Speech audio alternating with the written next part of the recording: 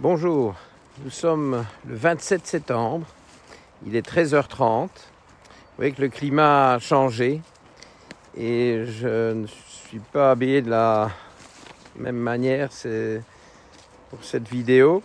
Il s'agit de la capsule numéro 11 de Vive la génomique et nous poursuivons notre saga thyroïdienne. Donc je vais encore vous parler aujourd'hui de la thyroïde dans le cadre du génotype DIO2, c'est la troisième capsule consacrée à ce génotype. Mais évidemment, nous débordons un peu du génotype à proprement parler parce que c'est l'occasion d'aborder des problèmes thyroïdiens qui sont très fréquents. Et beaucoup de gens en souffrent et beaucoup de gens, comme je l'ai mis dans mon introduction de la capsule précédente sur la chaîne YouTube, beaucoup de gens sont mécontents de leur traitement thyroïdien et on va essayer de comprendre pourquoi pour pouvoir les aider à un moment donné. Alors, je suis censé vous parler aujourd'hui, comme ça a été annoncé dans la capsule précédente, du traitement par T3. Mais je trouve ça pas mal. D'abord, il faut toujours un peu d'improvisation. Alors ici, je suis en pleine improvisation. Je suis dans un endroit très particulier. Ne vous étonnez pas du changement de décor et de climat.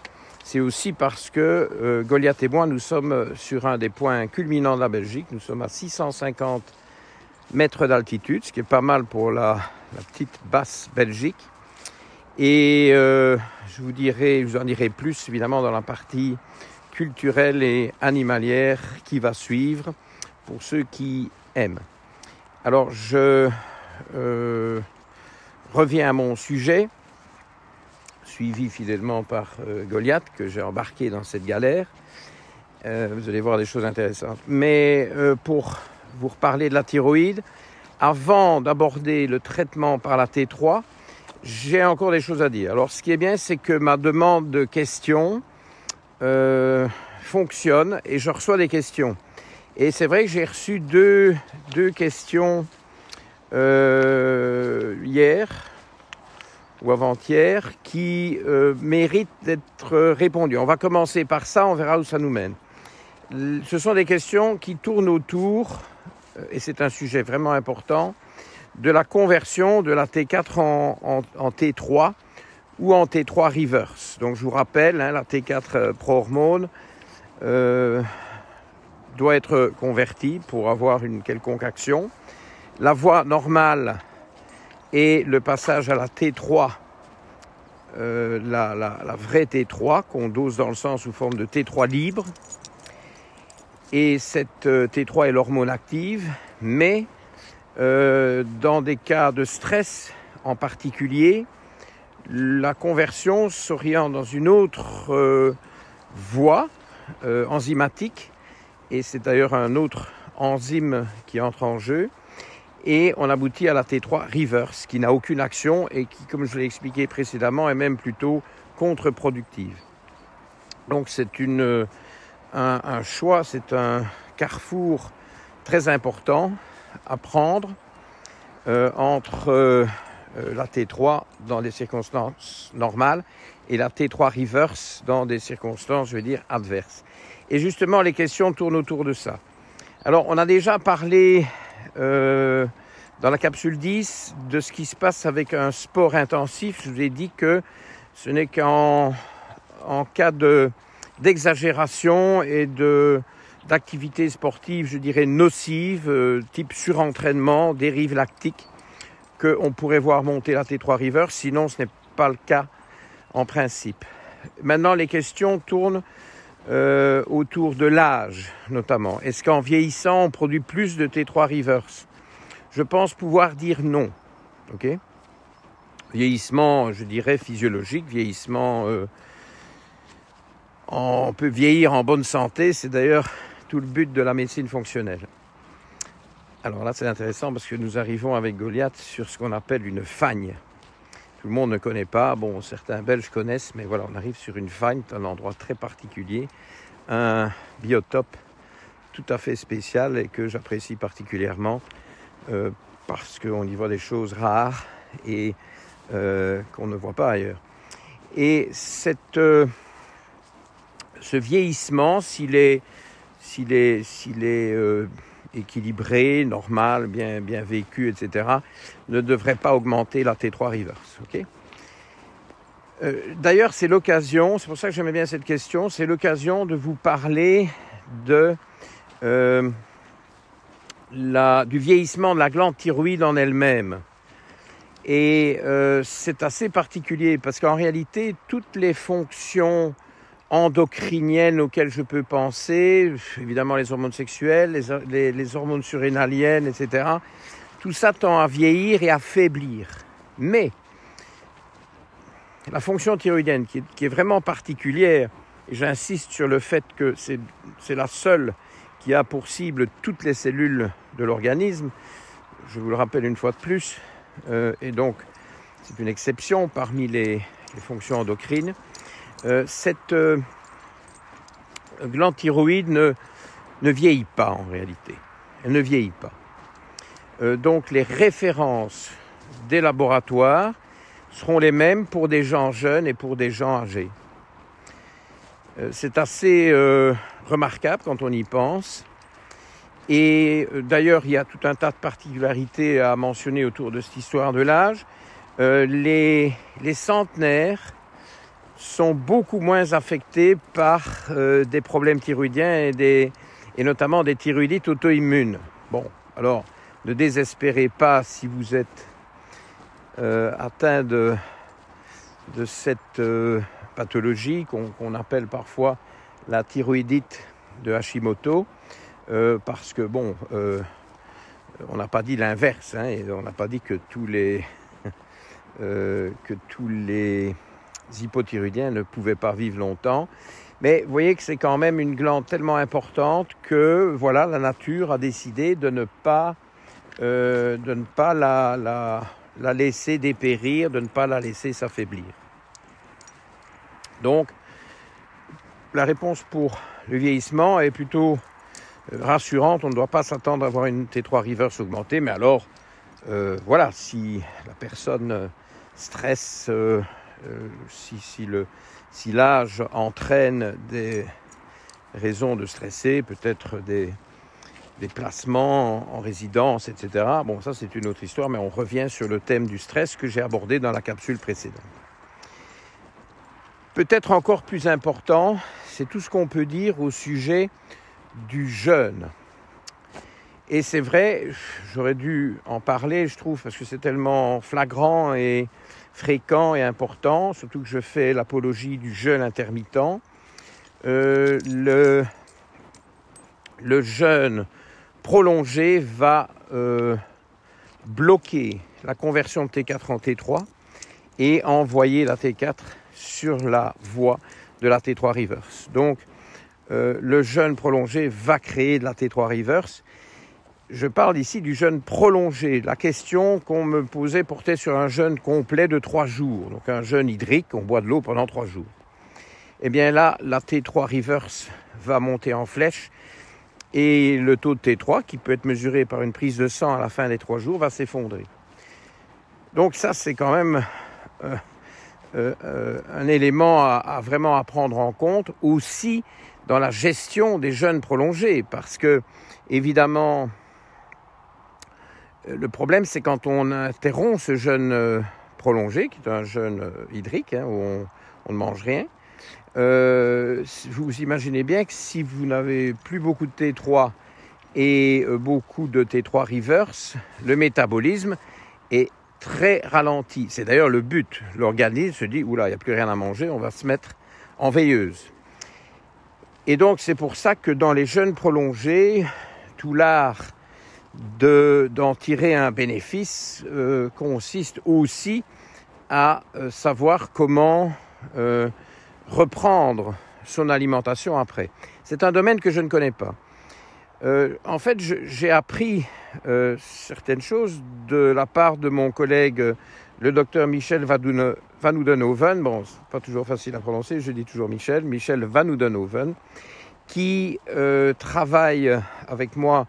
Mais moi je suis sur le Luxembourg, lui est sur Liège, à la clinique de Velleroux, où j'ai beaucoup travaillé dans le temps, et toujours sous ma tutelle, sous ma supervision. Et ce collègue, Michel, lui fait des jeûnes prolongés, très prolongés. Il a fait récemment un jeûne de 8 jours. Donc il connaît très bien le sujet et il insiste sur l'importance de reprendre correctement, pas à pas après, et pas revenir brutalement à une alimentation, je dirais, classique. Parce que, bon, il peut y avoir vraiment des effets secondaires de ce changement brutal assez sévère. Et puis alors, si un des buts était de perdre du poids, évidemment, ça risque d'abîmer le résultat, etc., etc. Donc ça, c'est un domaine qu'il connaît bien. Ça, je trouve d'ailleurs que il a beaucoup meilleure mine après un jeûne de 8 jours qu'avant. Donc ce sont des mesures, des comportements qui ont d'énormes conséquences, mais il faut bien les maîtriser et ce n'est pas mon cas. Moi, je me sens plus à l'aise avec le jeûne intermittent. Peut-être que certains d'entre vous qui suivent ces capsules ici dédiées à la génomique ou à la thyroïde n'ont pas suivi, ne sont pas au courant de mes vidéos sur le jeûne intermittent. Je vous invite peut-être à aller les regarder si c'est un sujet qui vous intéresse. Et pour terminer de répondre à la question, je trouve que le jeûne intermittent ne va pas justement provoquer cette bascule vers la T3 reverse et bloquer finalement le métabolisme. Le jeûne intermittent est quelque chose d'assez naturel, d'assez bien intégré dans le comportement humain ancestral et ce n'est pas vécu comme un stress. Vous voyez ? Donc c'est toute la différence. Donc jeûne intermittent n'est pas jeûne prolongé. Ce sont vraiment deux choses différentes et je pense qu'on peut vous rassurer sur ce qui se passe au niveau T3, T3 reverse en cas de jeûne intermittent. Jeûne intermittent qui, petite parenthèse, puisqu'on reparle de ça, ça fait un certain temps que j'ai fait les capsules à ce sujet. Les résultats sont superbes. Hein. Le feedback, le compte-rendu de ça est remarquable. Beaucoup de satisfaction. Je vous renvoie notamment au long webinaire pour discuter des contre-indications et parfois des difficultés qu'on peut rencontrer. Et je vous résume en un mot, le jeûne intermittent va être en principe très facile à gérer, à introduire plutôt, si on n'est pas trop pressé, si on fait ça progressivement. Bon, il est temps de vous parler maintenant des traitements à la T3. Bon. Ces traitements à la T3 peuvent être soit sur prescription, soit sous forme de compléments alimentaires. Et là, évidemment, on parle de microdoses de T3. Ce qui se fait sous prescription, il y a toute une panoplie de choses. Vous pouvez trouver de la T3 en tant que telle. Il y a le Sinomel, qui est un produit français qui justement est difficile à trouver pour le moment. Ce sont des comprimés de 25 microgrammes, ce qui est beaucoup, mais ils sont sécables en 4, donc on travaille souvent avec des quarts, enfin moi en tout cas. Il y a notamment, vu la pénurie de Sinomel qui est répétitive, je ne sais pas trop pourquoi, c'est un produit très bon marché, alors je ne sais pas, ça n'intéresse peut-être plus grand monde, mais il est un fait que il y a des remplacements. Je suis au courant d'au moins 2 remplacements avec des comprimés de 25 microgrammes aussi, grec notamment. Et alors on parle de l'iothyronine, hein, c'est le nom de la molécule en fait, donc c'est le nom générique si vous voulez. Et il y a aussi visiblement des comprimés de 20 microgrammes, je ne sais plus trop de quelle origine, etc. Mais parfois c'est un peu difficile. Alors aux États-Unis, il y a du Cytomel avec T, où il y a 3 dosages, 5, 25 et 50. Enfin, 50, je peux vous dire, enfin, bon, hein, les Américains, souvent, on voit les choses en grand. Enfin, en quelque sorte. Ils sont parfois beaucoup plus lourds aussi et ont besoin de doses plus fortes, j'imagine. Donc, il y a aussi alors la T3 intégrée dans des produits mixtes avec de la T4. Là, vous avez le Novotiral et le Tiral, qui sont exactement de même composition. Novotiral en Allemagne, en Suisse, au Luxembourg, en Autriche, je pense dans plusieurs pays d'Europe de l'Est. Et le Tiral en France. Parfois aussi encore avec des ruptures de stock. Ce sont donc des produits mixtes T4, T3 où un comprimé classique contient 100 microgrammes de T4, donc il faut intégrer ça dans vos calculs, hein, et 20 microgrammes de T3. Et donc si on le divise en 2 ou en 4, on peut obtenir des doses de T3 de respectivement 10 et 5 microgrammes. Il y a aussi, méfiez-vous, un Novotiral allemand plus faiblement dosé qui convient à certains, c'est pour ça qu'il ne faut pas le négliger. C'est une espèce de Novotiral light qui n'est pas 100 T4, 20 T3, qui est un 75, 75, 15. Donc c'est les 3/4 du dosage du Novotiral classique. Et ma foi, comme on a parfois besoin d'un réglage assez fin, on peut parfois y recourir. Et voilà, il se trouve, il est disponible. Mais bien entendu, il faut le faire venir d'Allemagne.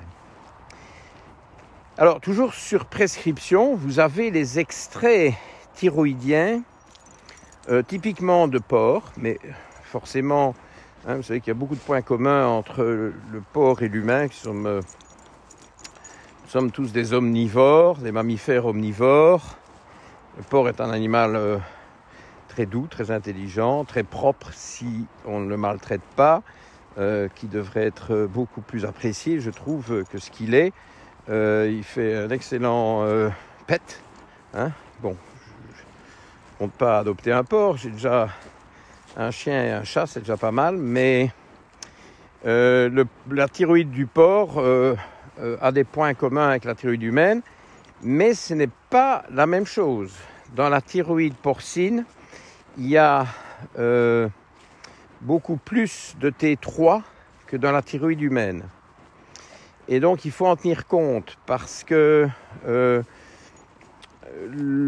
plus on donne des extraits thyroïdiens d'origine porcine, plus finalement on force un peu le côté T3 par rapport à l'équilibre naturel de la thyroïde humaine. Donc, dans la thyroïde humaine, la proportion T4, T3 est de l'ordre de 13 pour 1. Et chez le porc, c'est plutôt de l'ordre de 4 ou 5 pour 1. Donc oui, il y a proportionnellement plus de T3 chez le porc que chez l'humain. Et il ne faut pas l'oublier. Le bœuf est intermédiaire. Le bœuf, parce qu'il y a certaines préparations à base de thyroïde de bœuf qui souvent viennent de Nouvelle-Zélande pour être certain qu'on n'a pas affaire à des animaux qui auraient ou qui souffriraient, qui auraient souffert de la vache folle. Et donc, enfin de l'encéphalopathie bovine. Et le bœuf, je crois qu'on est plutôt dans du 8 pour 1. Donc c'est intermédiaire entre le porc et l'humain. Alors là, vous avez différentes marques. Vous avez Armour Thyroïde des États-Unis. Vous avez Nature Thyroïde des États-Unis. Vous avez l'ERFA, qui est un produit canadien, ERFA, ERFA Thyroïde, qui est un produit canadien. ERFA et Armour Thyroïde sont des extraits de porc. Okay, donc ça répond à ça. Et là, vous avez typiquement toute une gamme de dosage. Là, on parle en grains. Donc un quart de grain, un demi-grain. Le quart de grain n'existe pas en ERFA. Il existe en armure thyroïde un demi-grain, un grain, 2 grains, 3 grains, 4 grains. Je crois qu'il y a même du 5 grains en armure thyroïde, 4 et 5 grains. Bon, ça c'est des doses très fortes que personnellement je n'utilise pas. Et tout ça, ce sont des choses sous prescription. Okay. Bon, ça devient un peu juste pour vous parler aujourd'hui des compléments alimentaires qui contiennent de la T3. Donc je renvoie ça à la prochaine capsule où je reprendrai donc ces explications quant au traitement de la T3 et je vous dirai un peu comment je fais moi pour différents cas de figure. Qu'est-ce qui fait que je choisis plutôt une forme par rapport à l'autre ou je me tiens à des choses très légères qui sont sans prescription, qui c'est plutôt des petits coups de pouce comme ça, des petits soutiens très très light. Voilà, je vous remercie pour votre fidélité et votre attention et je vous donne rendez-vous là tout de suite pour un petit peu de culture et un petit peu de Goliath. Il est maintenant temps de vous révéler où nous nous trouvons, Goliath et moi. Donc je vous ai déjà rappelé que nous sommes sur un des toits de la Belgique. Nous sommes à 652 mètres d'altitude ou presque. Nous sommes à 2 km de la baraque de Fréture et nous sommes plus précisément sur ce qu'on appelle le plateau des Tailles que vous voyez devant vous. On est vraiment ici en plein plateau des Tailles. Qui est un endroit très rude, hein, où le climat est vraiment rigoureux, avec des hivers difficiles, beaucoup de gelée, une moyenne de 120 jours de gel par an, vous voyez que c'est énorme. Il y a de la neige jusqu'à 60 jours par an, moins certaines années évidemment. Une pluviosité assez gigantesque, 1300 mm, on se croirait dans un climat plus équatorial, mais bon, c'est toutes ces pluies qui viennent de l'ouest et qui sont arrêtées par ces hauts plateaux à l'est de la Belgique. Et vous voyez, c'est des beaux paysages, moi j'adore ces paysages, et il y a jusqu'à 200 jours de précipitations par an, pluie ou neige. Je peux vous dire qu'aujourd'hui, il a plu. Ça, c'est certain. Et on a échappé de justesse. J'ai un petit peu attendu pour tourner cette capsule avec une température moyenne annuelle de seulement 6,5 degrés. Et donc, c'est vraiment très différent de ce qu'on va trouver 50 km plus à l'ouest ou plus au sud. Parce que là, on tombe un peu où j'habite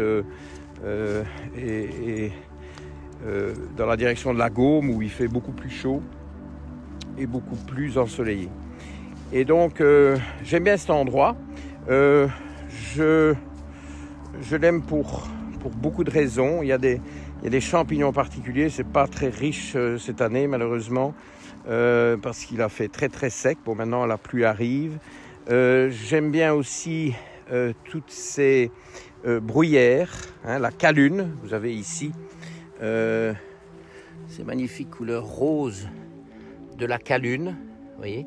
J'ai vu un peu plus tôt de superbes bruyères quaternaires, qui est une autre espèce. J'en vois pas là à l'instant, il n'y en a pas beaucoup. On trouve plutôt la calune où il fait plus sec et la bruyère quaternaire où il fait plus humide. Et c'est magnifique de les voir coexister toutes les deux. Et puis alors voilà, quelque chose qui n'a rien à voir avec une bruyère. Vous connaissez cet animal rare aussi, hein, qu'on appelle le Goliath. Goliath. Non, ouais, quand il a... Ouais, il se laisse désirer. Hein. Goliath. Oh, oui. Bon. Alors, pourquoi est-ce que je suis venu me perdre ici? Ben, figurez-vous que je vais vous relater un échec total. Je voulais aujourd'hui vous montrer une zone extrêmement... Ah, une énorme libellule vient de passer à côté de moi. Une zone tout à fait rare, pour ne pas dire exceptionnelle.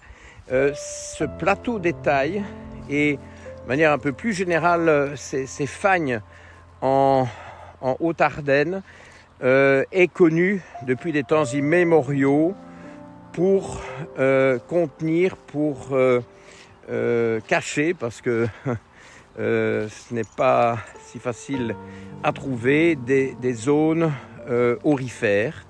Et donc ce ne sont pas des mines d'or, c'est de l'or sous forme de paillettes dans les ruisseaux. Et donc c'est ce qui donne lieu à la pratique de l'orpaillage. Et on voit ici tout près, alors je ne suis pas trop certain, est-ce que ce qu'on voit là devant, est-ce que ce sont des tertres d'orpaillage? Écoutez, je vais devoir me renseigner mieux. Je vais me renseigner auprès du père d'Albert Grelet. Albert Grelet est un condisciple de mes études secondaires, de l'Athénée, dès le début de l'Athénée. Nous étions assis sur le même banc et c'est lui qui m'a amené à l'athlétisme. Et je lui en suis très reconnaissant. Je crois qu'il suit ses capsules, donc voilà, je lui dis bonjour. Mais son père, Lambert Grelet, avec les Spikes duquel j'ai couru ma première course en minime, un 80 mètres, ça ne s'oublie pas. C'était des Spikes respectables et respectés, mais qui n'avaient pas le confort moderne. Enfin bon, ça valait la peine de vivre ça. Et Lambert Grelet, le père d'Albert, est le spécialiste de l'orpaillage en Ardennes. Alors c'est vrai qu'aujourd'hui je ne suis pas en mesure de vous montrer ça de plus près, mais vous savez quoi, je dois revenir vers vous avec une autre capsule, plus précisément tournée là où on voit les traces, les restes d'un orpaillage qui, figurez-vous, n'est pas tout à fait mort. On trouve encore de l'or en Ardennes, mais bon, il n'y a plus autant d'amateurs qu'à certaines époques. Ça fait des siècles, des millénaires qu'on a des chercheurs d'or qui viennent en Ardennes. Je vous raconterai tout ça dans la capsule ad hoc. Bon, aujourd'hui, voilà, le temps est écoulé. On finit sur du Goliath, hein, comme d'habitude. Et je vous remercie pour votre attention et je vous donne rendez-vous à la semaine prochaine. Au revoir.